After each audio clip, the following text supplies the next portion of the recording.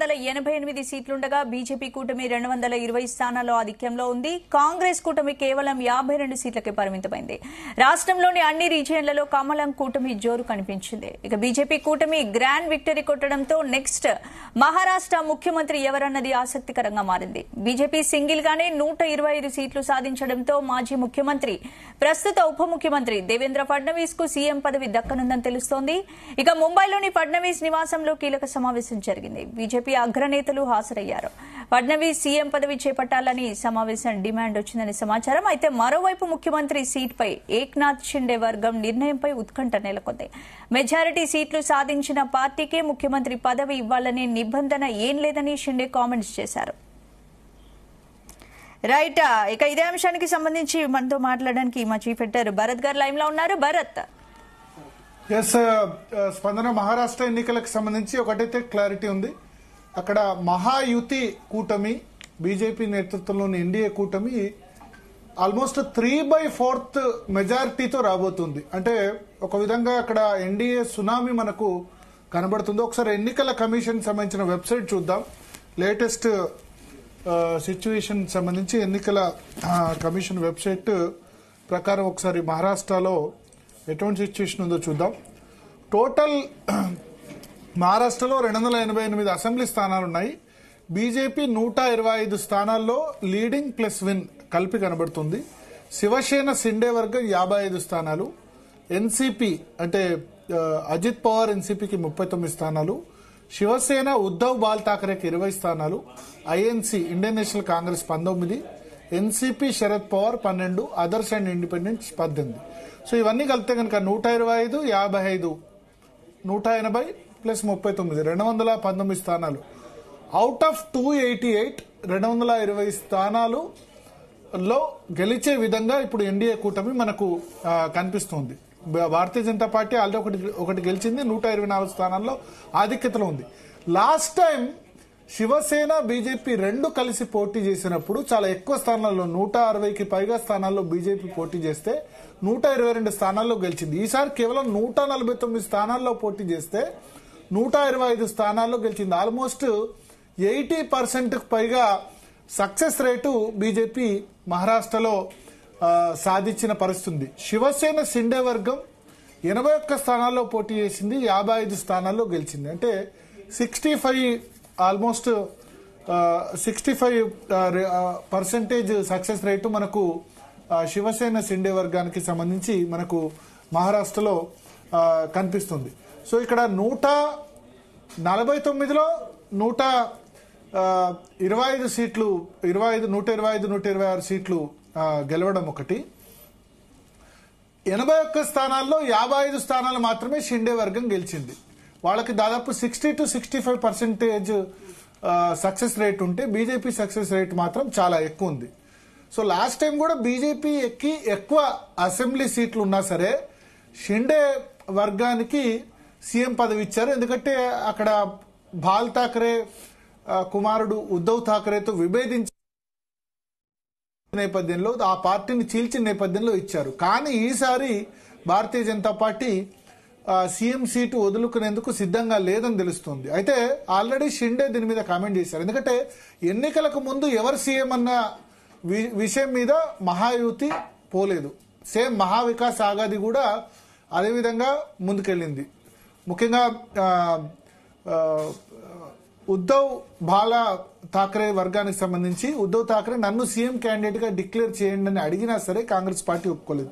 So రెండు కూటమిలో కూడా ఎవరు సీఎం క్యాండిడేట్ అన్నది లేకుండానే ముందుకెళ్లిన సిచ్యువేషన్ అన్నది మనకు కనిపిస్తుంది.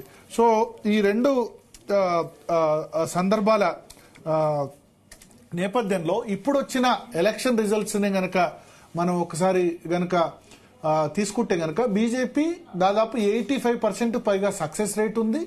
125 అసెంబ్లీ స్థానాలు బీజేపీకి వచ్చాయి. ఇప్పుడు శివసేన షిండే లేకుండానే బీజేపీ గవర్నమెంట్ ఫామ్ చేసే అవకాశాలు కనబడుతున్నాయి. అజిత్ పవార్, భారతీయ జనతా పార్టీ రెండు కలిపితే 145 మ్యాజిక్ ఫిగర్, అంటే 125 స్థానాలు బీజేపీకి ఉన్నాయి. ఇంకొక 20 సీట్లు వస్తే సరిపోతుందన్నమాట. సో 20 సీట్లు వస్తే సరిపోతున్నప్పుడు ఇక్కడ ఉద్దవ్ బాలా ఠాకరే కానీ లేకపోతే కాంగ్రెస్ పార్టీ కానీ ఎన్సీపీ కానీ అదేవిధంగా శివసేన షిండే వర్గానికి సంబంధించి సపోర్ట్ అవసరం లేదు. అజిత్ పవార్ బీజేపీ ఇద్దరు కలిస్తే ప్రభుత్వం ఫామ్ చేయడానికి అవకాశం కూడా ఈజీగా ఉండే అవకాశాలు మనకు ఖచ్చితంగా కనిపిస్తున్న పరిస్థితి. సో ఈ నేపథ్యంలో దేవేంద్ర ఫడ్నవీస్ నివాసంలో ముఖ్య నేతల మీటింగ్ కూడా జరుగుతోంది. సో దేవేంద్ర ఫడ్నవీస్ ని మళ్లీ సీఎం చేయాలి. 5 సంవత్సరాల పాటు ఆయన సీఎంగా ఉన్నారు. ఫస్ట్ మహారాష్ట్రలో బీజేపీ తరపున సీఎం దేవేంద్ర ఫడ్నవీస్. అప్పుడు ఒక నినాదంతో ముందుకెళ్లారు. ఢిల్లీలో నరేంద్ర, మహారాష్ట్రలో దేవేంద్ర అన్న నినాదంతో అప్పుడు ఎలక్షన్స్కి వెళ్లి బీజేపీ గెలిచింది. BJP Shiv Sena combined government form చేసి 5 సంవత్సరాల పాటు ముఖ్యమంత్రిగా అప్పుడు దేవేంద్ర ఫడ్నవీసే ఉన్న పరిస్థితి. సో ఇప్పుడు ఒకసారి మనం అర్థమెటిక్ చూస్తే 126 ప్లస్ ఎన్సీపీ అంటే అజిత్ పవార్ 126, 39 కలిపితే 160 సీట్లు అవుతుంది. మ్యాజిక్ ఫిగర్ 145 మాత్రమే. సో ఒకవేళ షిండే ఇప్పుడు ఏంటంటే ముఖ్యమంత్రి పదవి తనకే కావాలని ఆయన బలంగా కోరుతున్నారు. ఇంకోవైపు అజిత్ పవార్ సంబంధించిన ఫ్యాక్షన్ కూడా డిప్యూటీ సీఎం ఇచ్చినా సాటిస్ఫై అవుతారు వాళ్ళు. ఎందుకంటే లాస్ట్ టైం డిప్యూటీ సీఎం ఆర్థిక మంత్రి పదవి ఇచ్చారు. మాకు కూడా సీఎం పదవి కావాలంటారు, కానీ అంత గట్టిగా పట్టుబట్టరు. ఇప్పుడు ఆల్రెడీ శివసేన షిండే నుంచి షిండే స్టేట్మెంట్ ఇచ్చారు. ఏకనాథ్ షిండే ఎక్కువ సీట్లు వచ్చిన పార్టీకే ముఖ్యమంత్రి పదవి ఇవ్వాలని లేదని ఆయన కామెంట్ చేసిన పరిస్థితి. మరొకసారి తననే ముఖ్యమంత్రి చేయాలని ఆయన కోరుతున్న పరిస్థితి. లాస్ట్ టైం అసలు ఉద్ధవ్ ఠాక్రే బీజేపీ మధ్య ఇదే పంచాయతీ వచ్చింది. ఉద్ధవ్ ఠాక్రే బీజేపీ కలిసి కంటెస్ట్ చేశాయి. బీజేపీకి 122 సీట్లు వచ్చాయి, ఉద్ధవ్ ఠాక్రేకు 63 సీట్లు వచ్చాయి. 5 సంవత్సరాలు మేము సపోర్ట్ ఇచ్చాం కదా, ఈసారి మీరు మాకు సపోర్ట్ ఇవ్వండి అంటూ ఉద్ధవ్ ఠాక్రే డిమాండ్ చేసిన నేపథ్యంలో ఉద్ధవ్ ఠాక్రేను సీఎం చేయలేదు. అప్పుడు కాంగ్రెస్, ఎన్సీపీ కలిసి ఉద్ధవ్ ఠాక్రేను సీఎం చేసిన పరిస్థితి ఉంది. సో ఇప్పుడు బీజేపీ నుంచి ఖచ్చితంగా మనకు హైకమాండ్ నుంచి అందుతున్న సమాచారం మేరకు ఈసారి మహారాష్ట్రలో సీఎం పదవిని బీజేపీ వదులుకునే పరిస్థితి లేదు. ఎందుకంటే ఒక 126 సీట్లు ఇప్పుడున్న దాని ప్రకారం వస్తే కేవలం 19 సీట్లు సరిపోతాయి. ఇక్కడ మనం చూస్తే అదర్స్ ఇండిపెండెంట్స్ 17 సీట్లు ఉన్నారు. ఈ 126, 17 కలిస్తే 143 సీట్లు. ఈ ఇండిపెండెంట్స్ అంతా కలిపి బీజేపీ మద్దతు ఇచ్చినా బీజేపీ సొంతంగా ప్రభుత్వం ఫామ్ చేసే అవకాశం ఉన్న నేపథ్యంలో ఇది మరొకసారి షిండేకు ముఖ్యమంత్రి పీఠం కట్టబెట్టే అవకాశాలు కనబడట్లేదు. సో ఓవరాల్ గా బీజేపీ సునామీ 149 సీట్లో 120 సీట్లు. శివసేన షిండేకి సంబంధించిన సక్సెస్ రేట్ అంత బాలేదు. 81 సీట్లో 56. అజిత్ పవార్ 59 సీట్లో పోటీ చేస్తే 39. వీళ్ళిద్దరి పర్ఫార్మెన్స్ కంటే బీజేపీ పర్ఫార్మెన్స్ చాలా బాగుంది. 85% పైగా సక్సెస్ రేటు బీజేపీది 80 to 85% సక్సెస్ రేట్ ఉంటే వీళ్ళు 65 to 70% సక్సెస్ రేటు మాత్రమే ఉన్న నేపథ్యంలో బీజేపీ అజిత్ పవార్ కలిసి ఒకవేళ షిండే ఒప్పుకోని పరిస్థితుల నేపథ్యంలో వీళ్ళిద్దరు కలిసి ప్రభుత్వం ఫామ్ చేయొచ్చు. అవసరమైతే అదర్స్ అండ్ ఇండిపెండెంట్స్ తో కూడా బీజేపీ ఫామ్ చేసేందుకు మనకు అవకాశాలు ఖచ్చితంగా ఉన్నాయి. రాజకీయాల్లో ఏదైనా జరగచ్చు, లేదా ఉద్ధవ్ ఠాక్రే కూడా ఇటు రావచ్చు. కానీ ఇప్పుడు ఇంత ఇమీడియట్ గా అయితే ఉండదు. మోస్ట్లీ షిండేను కన్విన్స్ చేసేందుకే అవకాశాలు మనకు ఎక్కువగా కనబడుతున్నాయి. అయితే మహారాష్ట్రలో బీజేపీ ముఖ్యమంత్రి క్యాండిడేట్ ఎవరు అవుతారు? ఎందుకంటే అన్డిస్ప్యూటెడ్ లీడర్ మహారాష్ట్రలో చాలా మంది ఉన్నారు బీజేపీకి. నితిన్ గడ్కరీ ఉన్నారు, పీయూష్ గోయల్ ఉన్నారు, దేవేంద్ర ఫడ్నవీస్ ఉన్నారు, గతంలో ముఖ్యమంత్రిగా పనిచేసిన నారాయణ రానే ఉన్నారు, తర్వాత అశోక్ రావు చవాన్ కాంగ్రెస్ లో ముఖ్యమంత్రిగా పనిచేసిన అశోక్ చవాన్ కూడా ఉన్నారు. చాలా పెద్ద లీడర్స్ ఉన్నారు. భరత్ ఇక్కడ మహారాష్ట్ర సీఎం గా దేవేంద్ర ఫడ్నవీసే ఈ నెల 26న సీఎం గా ప్రమాణ స్వీకారం చేయబోతున్నారనే టాక్ ఎక్కువగా నడుస్తోంది. కాబట్టి ఏంటి అదే నిజమైతే మరి షిండే పరిస్థితి ఏంటి అసలు? ఎస్, అంటే షిండే అయితే ఇప్పటికీ తానే ముఖ్యమంత్రి అని చెప్తున్నారు. కొద్దిసేపటి క్రితం హైయెస్ట్ సీట్స్ వచ్చిన పార్టీకి ముఖ్యమంత్రి పదవి ఇవ్వాలని గ్యారంటీ ఏందని చెప్పారు. ఖచ్చితంగా డిమాండ్ కూడా చేస్తారు. బట్ ఇక్కడ మోస్ట్లీ బీజేపీ పెద్దలు ఆయన కన్విన్స్ చేయాల్సి ఉంటుంది. లేదా ఆయన 2.5 సంవత్సరాలు నేను సీఎం 2.5 సంవత్సరాల కండిషన్ కూడా పెట్టేందుకు అవకాశం ఉంటుందేమో. బట్ ఇన్ని సీట్లు వచ్చిన తర్వాత బీజేపీ బహుశా వదులుకునే అవకాశం లేదు. లాస్ట్ టైం ఎక్కువ సీట్లున్న షిండేకి ఎందుకు సీఎం ఇచ్చారంటే ఉద్ధవ్ ఠాక్రేని దించాలి, గవర్నమెంట్ 5 ఏళ్లు కంటిన్యూ కాకూడదన్న ఉద్దేశంతో పార్టీని చీలిక తెచ్చిన నేపథ్యంలో ఇచ్చారు. ఇప్పుడు ఎక్కువ సీట్లు వచ్చి కూడా ఆయనకు సీఎం పదవి బీజేపీ ఇస్తుందని నేను అనుకోను. ఒకే ఒక్క రాష్ట్రంలో ఆ విధంగా జరిగింది. బీహార్లో నితీష్ కుమార్ కంటే బీజేపీకి ఎక్కువ సీట్లు వచ్చినా ఆల్రెడీ 15 సంవత్సరాలుగా ఆయన ముఖ్యమంత్రి పదవిలో ఉన్నారు కాబట్టి మళ్ళీ నితీష్ కుమార్కే సీఎం పదవి ఇచ్చారు. అక్కడ నిజానికి బీజేపీకి 70 సీట్లు ఉన్నాయి, నితీష్ కుమార్ కు 45 సీట్లున్నా బీహార్లో నితీష్ కుమార్ ని అక్కడ సీఎంగా చేశారు, ఇక్కడ షిండేని చేశారు. కానీ ఈ నేపథ్యంలో బీజేపీ హైకమాండ్ ఏ నిర్ణయం తీసుకుంటుందని చూడాలి. ఒకటి కీలకం ఇక్కడ, ఒక బీజేపీ డిసిజనే కాదు, ఇక్కడ ఆర్ఎస్ఎస్ నిర్ణయం కూడా ముఖ్యం చాలా. ఎందుకంటే ఆర్ఎస్ఎస్ హెడ్ క్వార్టర్ నాగ్పూర్లో ఉంటుంది, మహారాష్ట్రలోనే ఆర్ఎస్ఎస్ ప్రధాన కార్యాలయం ఉంటుంది. అటువంటి రాష్ట్రంలో ఖచ్చితంగా ఆర్ఎస్ఎస్ నిర్ణయం అన్నది కీలకం. ఈ ఎన్నిక గెలవడంలో కూడా ఆర్ఎస్ఎస్ చాలా కీలక పాత్ర పోషించింది. 16,000 నుంచి 18,000 చోట్ల జనసభలు నిర్వహించి కాటెంగేతో బాటెంగేతో కాటెంగే అంటే విడిపోతే మనం ఓడిపోతామన్న నినాదాన్ని చాలా బలంగా, అంటే హిందూ ఏకత ఉండాలి, హిందువులంతా కూడా క్యాస్ట్ వైజ్ గా విడిపోయి ఓటేస్తే గనక వ్యతిరేక ఫలితం ఉంటుందని చాలా పెద్ద ఎత్తున ప్రచారం చేసింది. దాని రిజల్ట్ మనకు ఖచ్చితంగా ఇక్కడ కనిపిస్తుంది. రిజల్ట్ లో ఆర్ఎస్ఎస్ కూడా కీలకం. సో ఇక్కడ ఈ 127 ప్లస్ ఈ ఎన్సీపీ 39 కలిసిన 166 కలిసిన ముఖ్యమంత్రి పదవి బీజేపీకి దక్కుతుంది. ఇండిపెండెన్స్ తో కలిసిన వీళ్ళిద్దరితో సంబంధం లేకుండా ఉంటుంది. నాకు తెలిసి ఎన్సీపీ అజిత్ పవార్ పెద్దగా అబ్జెక్షన్ వ్యక్తం చేయరు, ఎందుకంటే ఆయన మీద ఈడీ కేసెస్ ఉన్నాయి, చాలా పెండింగ్ లో ఉన్న నేపథ్యంలో అజిత్ పవార్ ఇప్పుడున్న పరిస్థితులు ఆల్రెడీ శరద్ పవార్ ఇంకా ఏజ్ అయిపోయిన నేపథ్యంలో అజిత్ పవార్ బీజేపీకి అవుట్ రైట్ గా సపోర్ట్ ఇస్తారు. వీళ్ళిద్దరు 127, 39 కలిసినా 166 కలిసినా అవుతుంది. మోస్ట్లీ షిండే కూడా అంత అడగొచ్చు కానీ అంత పట్టుదలతో వెళ్ళకపోవచ్చని నాకు అనిపిస్తుంది. ఎందుకంటే మహారాష్ట్ర బీజేపీ చేతిలో ఉండాలనుకుంటుంది, ఎకనామిక్ క్యాపిటల్, ఆర్థిక రాజధాని కాబట్టి తమ నేతృత్వంలో ఉండాలని భావిస్తూ ఉంటుంది. అయితే ఇక్కడ ఆర్ఎస్ఎస్ సంబంధించి నిర్ణయం కీలకం, ఎందుకంటే ఆర్ఎస్ఎస్ ఒక టాక్ వచ్చింది, అదేంటంటే దేవేంద్ర ఫడ్నవీస్ ని బీజేపీ జాతీయ అధ్యక్షుడిగా ఆర్ఎస్ఎస్ ఉంటుంది అన్న టాక్ గతంలో వినిపించింది. ఈ నేపథ్యంలో దేవేంద్ర ఫడ్నవీస్ ను ముఖ్యమంత్రిగా పంపుతారా? దేవేంద్ర ఫడ్నవీస్ కాకుండా ఇప్పుడు నారాయణ రాణే చేసిన అవుట్ సైడర్ బీజేపీ, ఆయన గతంలో కాంగ్రెస్ పార్టీలో ఉన్న సందర్భం ఉంది, శివసేనలో ఉన్న సందర్భంలో ఉంది. అదేవిధంగా అశోక్ చవాన్ బయట నుంచి వచ్చిన వ్యక్తి. దేవేంద్ర ఫడ్నవీస్ సంఘ్కు చాలా అత్యంత సన్నిహితుడు, ఈవెందో అమిత్ షా మోడీకి అంత క్లోజ్ కాకపోయినా మోహన్ భగవత్ కి సంఘ్కి అత్యంత సన్నిహితుడు. నాగ్పూరే ఆయన, అంటే ఆర్ఎస్ఎస్ హెడ్ క్వార్టర్ ఉన్న నాగ్పూర్ సిటీయే ఆయన సొంత ప్రాంతం. సో ఈ నేపథ్యంలో సంఘ్ మరి ఆయన జాతీయ రాజకీయాలకు దేవేంద్ర ఫడ్నవీస్ పంపి ఇప్పుడు, ఎందుకంటే కొత్త అధ్యక్షుడిని కూడా ఎన్నుకోవాలి, జేపీ నడ్డా టర్మ్ కూడా అయిపోయింది, 2 నెలల్లో బీజేపీ కొత్త అధ్యక్షుడిని ఎన్నుకోబోతుంది. ఇప్పుడు సీఎం పదవిపై ఏక్నాథ్ షిండే చేసిన కామెంట్స్ ని ఎలా చూడాలి? అంటే ఆయన మళ్ళీ సీఎం పదవి కావాలని ఆశపడుతున్నట్లుగా ఉంది. మెజార్టీ సీట్లు సాధించిన పార్టీకి సీఎం ఇవ్వాలనే రూల్ కూడా లేదని చెప్తున్నారు కదా షిండే. డెఫినెట్ గా ఆయన సీఎం పదవి అడుగుతారు, అడగకుండా ఎట్లా ఉంటారు? సీఎం పదవి కండిషన్ మీదే శివసేన ఆయన చీల్చారు. ఇప్పుడు మళ్ళీ గెలిచిన తర్వాత డెఫినెట్ గా అడుగుతారు, కానీ అడిగితే బీజేపీ ఏ విధంగా కన్విన్స్ చేస్తుంది అన్నది చూడాలి.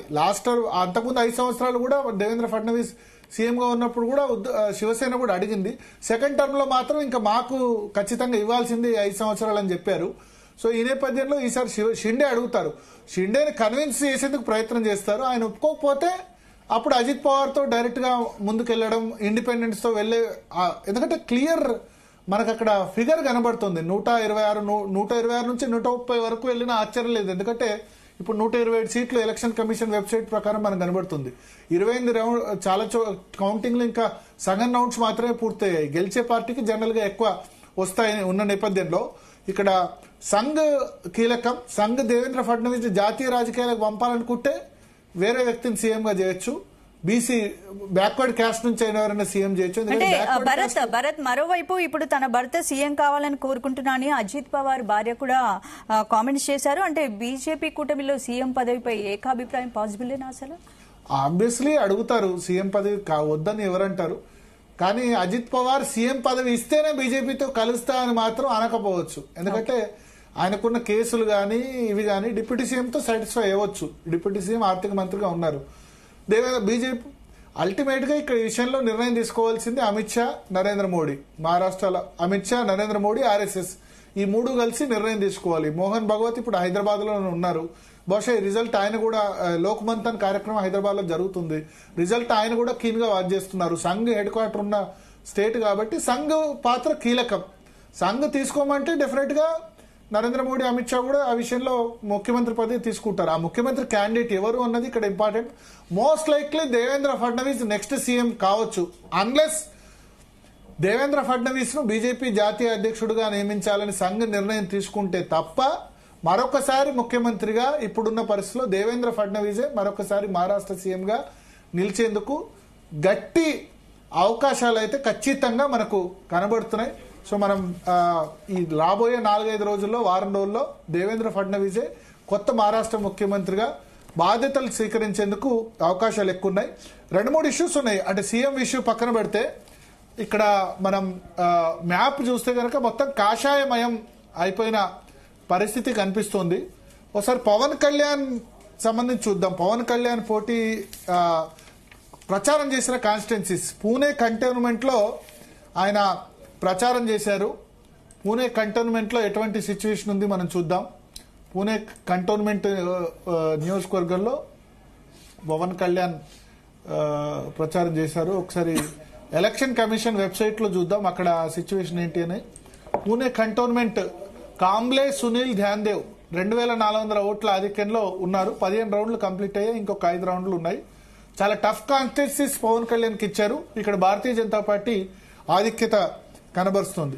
తర్వాత బల్లార్పూర్ కాన్స్టిట్యున్సీ కూడా పవన్ కళ్యాణ్ అక్కడ మనకు ప్రచారం చేసిన పరిస్థితి ఉంది. బల్లార్పూర్ లో సుధీర్ ముంగంటివార్, ఈయన బీజేపీకి చెందిన మంత్రి, 5266 ఓట్ల ఆధిక్యతలో బల్లార్పూర్ కాన్స్టిట్యున్సీలో సుధీర్ ముంగంటివార్ ఆధిక్యత కనబరుస్తున్నారు. సో పవన్ కళ్యాణ్ ప్రచారం చేసిన 2 సీట్లు కూడా ఆధిక్యత మనకు కనబడుతుంది. షోలాపూర్లో కూడా పవన్ కళ్యాణ్ ప్రచారం చేశారు. షోలాపూర్లో 3 కాన్స్టిట్యున్సీస్ ఉన్నాయి. ఒక కాన్స్టిట్యున్సీలో ప్రచారం చేసినా అది సిటీ కిందికి వస్తుంది కాబట్టి షోలాపూర్ సిటీలో ఎట్లా రిజల్ట్ ఉంది అన్నది చూద్దాం మనం. షోలాపూర్ సౌత్ భారతీయ జనతా పార్టీ 24,631 ఓట్ల ఆధిక్యతలో మనకు కనబడుతుంది. సుభాష్ దేశ్ముఖ్, సురేష్ చంద్ర. తర్వాత